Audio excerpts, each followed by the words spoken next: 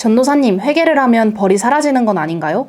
회개로 생명이 연장된 히스기야와 예언대로 벌을 받은 다윗은 무슨 차이예요? 우리가 회개할 때 어떤 일이 벌어질까요? 먼저 하나님께서 우리의 죄를 잊어주십니다. 하나님은 더 이상 우리의 죄를 기억하지 않겠다고 하셨어요.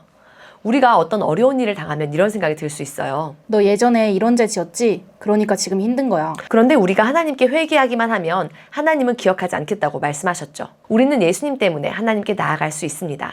이때 반드시 기억할 것이 있는데요. 우리가 죄사함을 받은 것은 예수님께서 우리의 죄를 대신해서 십자가에서 죽으셨기 때문입니다. 그러니까 우리가 회개한다는 것은 예수님을 믿는 믿음으로 하나님 앞에 담대하게 나아가는 것입니다. 그러면 죄를 지어도 회개만 하면 될까요? 여러분, 회개해 보셨어요?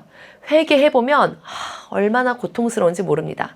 단순하게 하나님 죄송해요 이렇게 끝나는 것이 아닙니다. 우리의 회개는 절대 쉽지 않습니다. 그래서 신앙이 깊은 분들을 보면 죄를 짓지 않으려고 엄청 조심합니다. 혹시 이야기 끝에 남의 뒷담화라도 나오면 바로 이렇게 말씀하시더라고요. 그만! 나 회개하기 싫어. 안 들을래. 회개가 얼마나 고통스러운지 아는 사람은 매사에 죄를 짓지 않기 위해 조심합니다. 그러면 히스기야와 다윗은 어떻게 된 것일까? 이 정확히 말하면 히스기야가 회개로 생명이 연장된 것은 아닙니다. 히스기야 왕이 병이 들었습니다. 어느 날 하나님은 히스기야 왕에게 선지자를 보내셨습니다.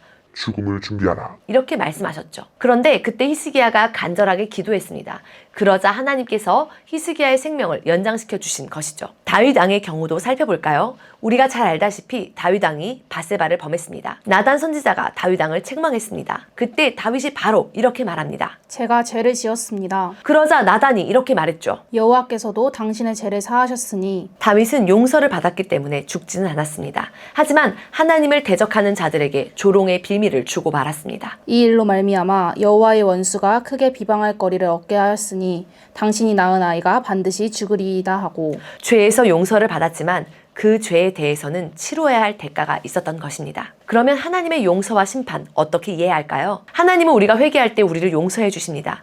우리가 지은 죄를 기억하셨다가 벌을 주시려고 벼르시는 분이 아닙니다. 그렇지만 우리가 이 땅에 살면서 치러야 할 대가는 있습니다. 다윗의 아이가 죽었던 것도 하나님의 징계였죠. 하지만 하나님은 다윗에게 다시 은혜를 주셨습니다. 우리는 하나님을 다 이해할 수 없습니다. 만약 피조물이 창조주를 이해할 수 있다면 넌센스일 것입니다. 하나님은 이해의 대상이 아니라 믿음의 대상입니다.